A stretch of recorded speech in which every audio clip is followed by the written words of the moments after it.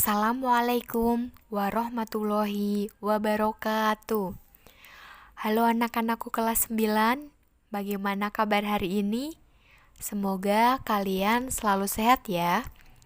Selamat datang kembali di pembelajaran daring mata pelajaran Pendidikan Agama Islam dan Budi Pekerti.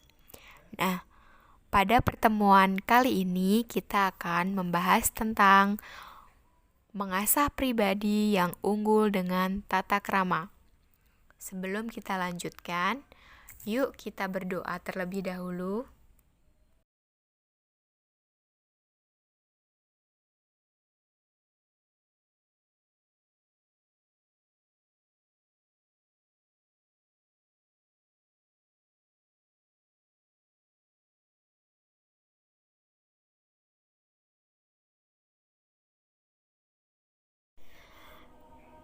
Oke anak-anak, kita mulai belajarnya hari ini yaitu tentang tata krama. Apakah anak-anak sudah tahu apa itu tata krama?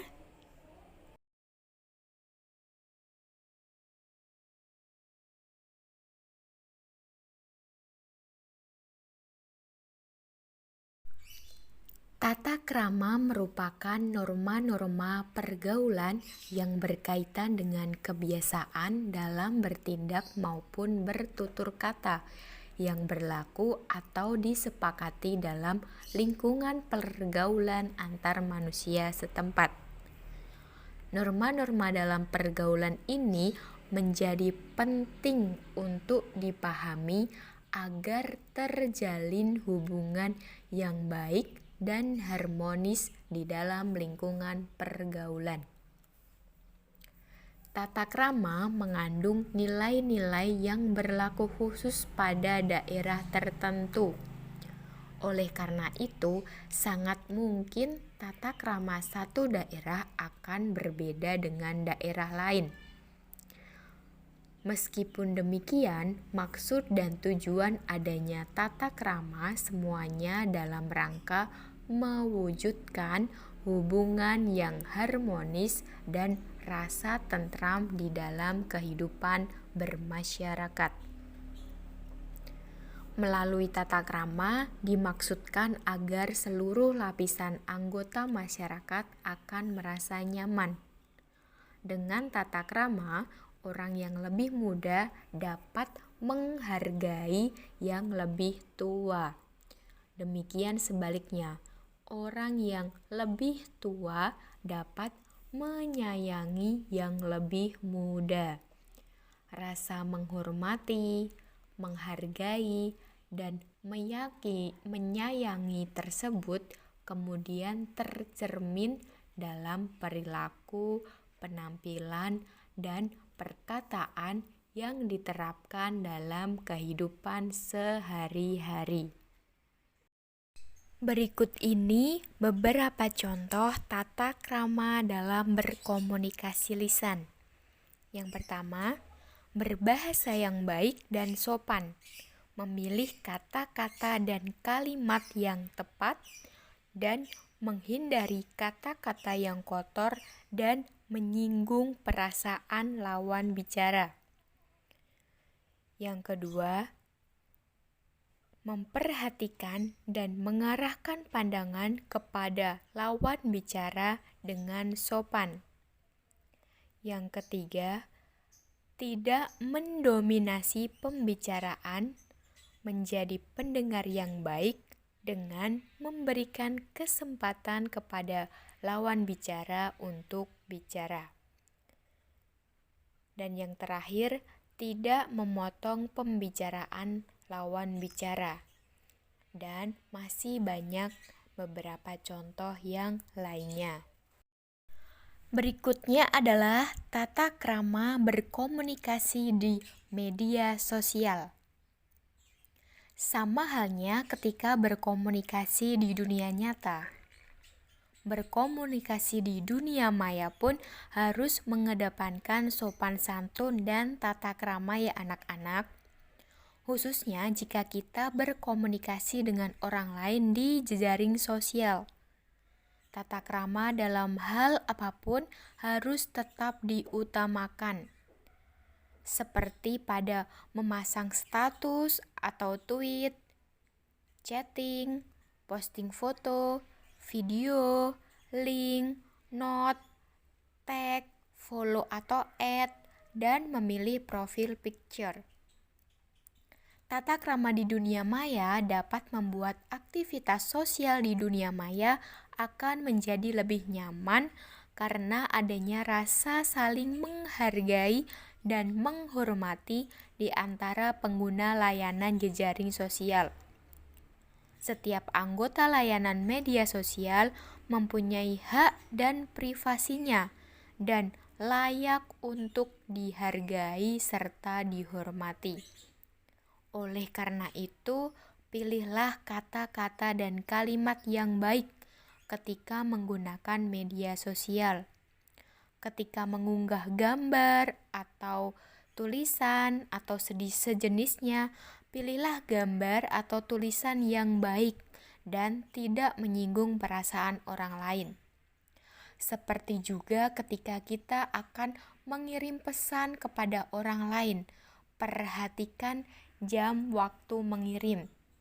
Ketika sudah larut malam, berarti ditahan untuk kita mengirim pesan tersebut keesokan harinya. Selanjutnya adalah tata krama dalam bersikap. Tata krama dalam bersikap juga sangat penting untuk diterapkan dalam kehidupan sehari-hari. Bersikap menyangkut tata cara menggunakan dan memposisikan bagian-bagian tubuh kita saat berinteraksi dengan orang lain. Meskipun tidak menggunakan kata-kata, sikap yang kita tunjukkan merupakan bahasa tubuh yang dapat ditangkap maknanya oleh orang lain. Nah, contoh tata krama dalam bersikap seperti tampakkan muka berseri, tersenyum, atau tertawa, atau bersedih pada situasi dan kondisi yang tepat. Seperti contohnya kalau kita menghadiri saudara kita yang sedang berduka cita karena ditinggalkan oleh salah satu anggota keluarganya.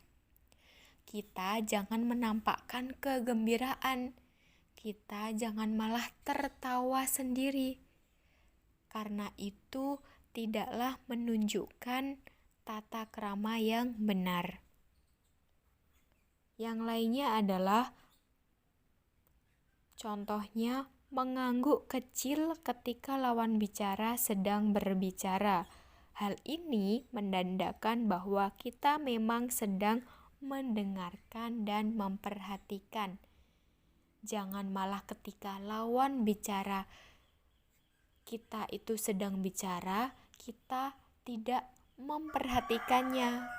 Kita tidak menunjukkan bahwa kita mendengarkan, kita malah asyik sendiri dengan HP kita masing-masing. Berikutnya adalah tata krama dalam berpakaian. Fungsi berpakaian adalah untuk menutupi aurat. Hal ini sesuai dengan firman Allah, Quran Surat Al-A'raf ayat 26, yang artinya, wahai anak cucu Adam, sesungguhnya kami telah menyediakan pakaian untuk menutupi auratmu dan untuk perhiasan bagimu. Tapi pakaian takwa itulah yang lebih baik. Demikianlah sebagian tanda-tanda kekuasaan Allah.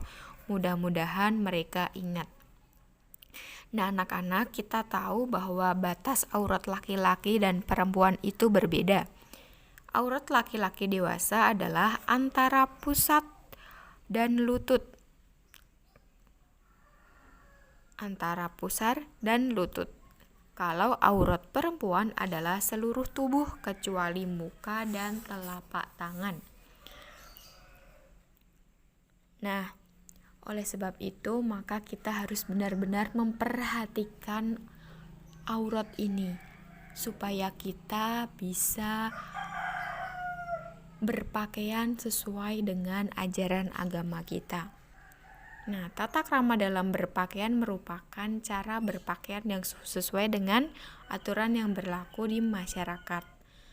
Nah, sebagai seorang muslim, kita tentu harus berpakaian sesuai dengan ketentuan dalam ajaran agama kita, yaitu agama Islam. Nah, dengan demikian, tata krama berpakaian dalam ajaran Islam adalah juga menutup aurat dan untuk berhias guna memperindah tubuh. Adapun batas berhias dapat dimaknai sebagai cara berpakaian yang sesuai dengan aturan yang berlaku di masyarakat. Nah, aturan tersebut lebih mengarah pada nilai kesopanan, akhlak, atau kebaikan budi pekerti. Jadi yang dimaksud menghias diri itu bukan langsung sebagai perempuan dandan yang cantik gitu, pakai lipstik yang tebal, itu bukan. Yang dimaksud dengan berhias guna memperindah tubuh ini lebih kepada nilai kesopanan kita, akhlak kita, dan kebaikan budi pekerti. Nah, tata krama ini memiliki manfaat yang sangat besar ya anak-anak. Yang pertama yaitu membuat seseorang disegani, dihormati, disenangi, bahkan dicintai oleh orang lain. Yang kedua, menjalin hubungan baik dengan orang lain. Yang ketiga, meningkatkan kepercayaan diri dalam setiap situasi. Yang keempat, menciptakan suasana yang nyaman dalam berbagai situasi, baik itu di lingkungan keluarga, pergaulan, maupun tempat di mana kita belajar atau bekerja. Dan yang terakhir, dapat meningkatkan karir seseorang. Nah, teman-teman, anak-anakku, kalian sudah tahu begitu besar manfaat dari tata krama ini.